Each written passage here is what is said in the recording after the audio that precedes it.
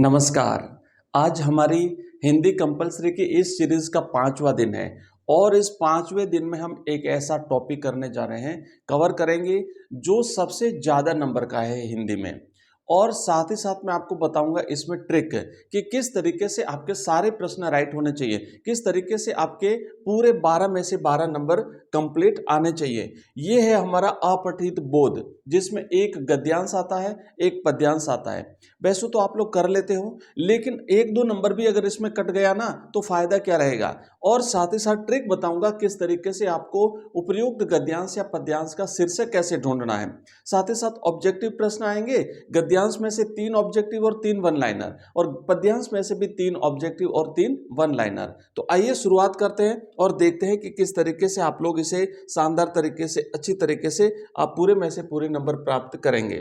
देखिए, सबसे पहले हम बात करेंगे हमारा जो गद्यांश होता है, उस गद्यांश में आपको शीर्षक कैसे ढूंढना है। पहली ट्रिक ध्यान देना, शीर्षक कैसे खोजें। सबसे ज्यादा गलती बच्चे यही करते हैं, शीर्षक या तो खोज नहीं पाते हैं या फिर शीर्षक ढूंढ भी लेते हैं तो पूरी लाइन लिख देते हैं, या जहां से शुरू होती है लाइन वहां से लास्ट तक उठा के लिख देते हैं, वो शीर्षक नहीं होता है। तो अब क्या करना है कि सबसे पहले तो ढूंढना कैसे है, तो आप गद्यांश या पद्यांश की पहले या तो शुरुआती पंक्तियां देखिए, शुरुआती 1 या 2 पंक्ति में आपको वो जो गद्यांश का शीर्षक है वो मिल जाएगा। पूरे पैसेज में खोजने का प्रयास मत करें, इससे टाइम आपका खराब होगा। किसी भी गद्यांश का मुख्य विचार अक्सर पहली 2 लाइनों में या फिर अंतिम लाइनों में होता है। जनरली सामान्यतः पहली लाइन में ही मिलेगा, है ना। और या फिर आप अगर नहीं मिलता है तो फिर हमें अंतिम लाइन में जाना है और उसमें मुख्य शब्द ढूंढना है, किस बारे में बात हो रही है, तो आपको मिल जाएगा। एक काम तो आपको ये करना है। दूसरा क्या है, बार बार आने वाला शब्द, जो शब्द गद्यांश में बार बार आ रहा है यानी रिपीट हो रहा है, वही आपके शीर्षक का केंद्र बिंदु होगा। और तीसरी बात क्या ध्यान रखनी है कि आपका शीर्षक छोटा और सटीक होना चाहिए। कभी भी पूरा वाक्य नहीं लिखें। शीर्षक हमेशा 2 से 4 शब्दों का होना चाहिए और प्रभावशाली होना चाहिए। जैसे शिक्षा का महत्व हो गया ना कंप्लीट, भारतीय संस्कृति, बस ये है आपका शीर्षक। अब प्रश्न कैसे आएंगे और आपका गद्यांश किस तरीके से होगा। एक हम गद्यांश हल करेंगे जो अपनी बोर्ड परीक्षा के मॉडल पेपर में बोर्ड ने दिया है। मैं जल्दी से पढ़ लेता हूं और उसके बाद हम इसके प्रश्नों को हल करेंगे। लिखा है, बचपन की स्मृतियों में एक विचित्र सा आकर्षण होता है। कभी कभी लगता है जैसे सपने में सब देखा होगा। परिस्थितियां बहुत बदल जाती हैं। अपने परिवार में कई पीढ़ियों के बाद उत्पन्न हुई। मेरे परिवार में प्राय 200 वर्ष तक कोई लड़की थी ही नहीं। सुना है कि उसके पहले लड़कियों को पैदा होते ही परमधाम भेज देते थे। फिर मेरे बाबा ने बहुत दुर्गा पूजा की। हमारी कुल देवी दुर्गा थी। मैं उत्पन्न हुई तो मेरी बड़ी खातिर हुई। मुझे यह नहीं सहना पड़ा जो अन्य लड़कियों को सहना पड़ता है। परिवार में बाबा फारसी और उर्दू जानते थे, पिता ने अंग्रेजी पढ़ी थी, हिंदी का कोई वातावरण नहीं था। अब यहाँ पर बात हो रही है लड़कियों के बारे में, साथ ही साथ बात हो रही है यहाँ पे बचपन के बारे में, ठीक है ना। क्योंकि पहली पंक्ति हमें क्या बताती है, पहली पंक्ति हमें बताती है बचपन की स्मृतियां। आइए आइए इसके एक एक प्रश्न को हल करते हैं। सबसे पहला प्रश्न देखो, पहला प्रश्न क्या दिया हुआ है, उपयुक्त गद्यांश का उचित शीर्षक लिखिए। तो उचित शीर्षक क्या है, जीवन है, बचपन है, परिवार है या शिक्षा है।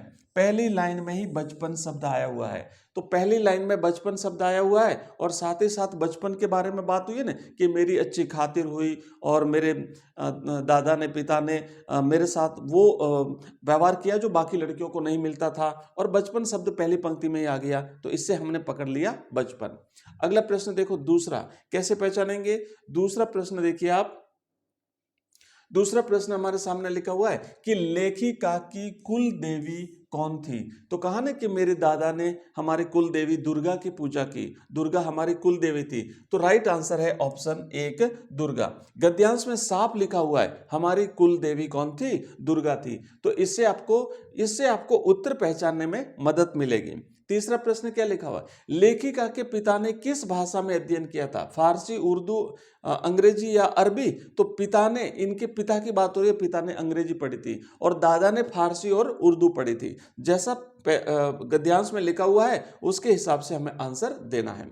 नेक्स्ट प्रश्न क्या है कि लेखिका के बाबा ने दुर्गा पूजा क्यों की थी? तो आंसर लिखना है कि परिवार में 200 वर्षों से लड़की नहीं थी, इसीलिए लड़की की प्राप्ति के लिए उसके दादा ने जो है वो क्या किया था भाई, उसके बाबा ने दुर्गा पूजा की थी। Very short answer type question है। नेक्स्ट है, बचपन में लेखिका के परिवार का शैक्षिक वातावरण कैसा था?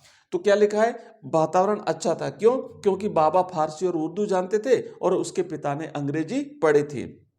अगला प्रश्न है, बचपन की स्मृतियों का असर क्या रहता है? उनमें एक विचित्र सा आकर्षण होता है, जैसे सपने में सब देखा हो। तो इसी तरीके से आंसर लिखना है, न तो ज्यादा बड़ा लिखें न ज्यादा छोटा लिखें। 3 तो आएंगे आपके ऑब्जेक्टिव टाइप के प्रश्न और 3 आएंगे आपके वन लाइनर। तो इस तरीके से आपके 6 नंबर पक्के हो गए। नंबर कटने की रिस्क रहती है केवल शीर्षक वाले भाग में। तो शीर्षक को कैसे ढूंढना है हमने देख लिया। सबसे पहले या तो पहली 2 पंक्तियां या अंतिम पंक्तियों में आपको शीर्षक मिलेगा। शीर्षक आपको बिल्कुल छोटा लिखना है और शीर्षक आकर्षक और प्रभावशाली होना चाहिए। ऐसा नहीं है कि सभी बच्चों का शीर्षक सेम होगा, शब्दों का फेर हो सकता है, इसलिए आप चिंता मत करिए, पर आपको कम से कम शब्दों में प्रभावशाली शीर्षक बना करके लिख देना है। आइए आगे बढ़ते हैं। अब हमारे पास एक पद्यांश आएगा और वो भी पद्यांश भी आएगा 6 नंबर का। और इसी 6 नंबर के पद्यांश में हमें क्या करना पड़ेगा, इस 6 नंबर के पद्यांश को भी हमें पढ़ करके और उसके प्रश्नों को हल करना है। इसमें कीवर्ड मेथड अपनाएंगे हम। इसमें आपको क्या करना है, इसमें मेन जो कीवर्ड होते हैं उनको आपको पकड़ना है।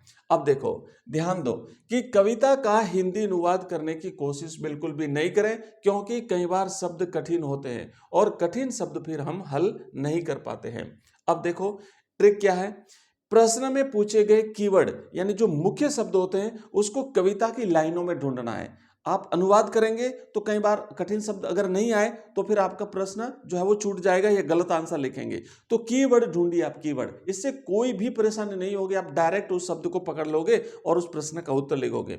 जहां वह कीवर्ड यानी मुख्य शब्द आपको मिले उसी लाइन या उसके ऊपर या नीचे वाली लाइन में ही उस प्रश्न का उत्तर छिपा हुआ होता है। देखो कैसे करना है, हम यहां पे ढूंढेंगे।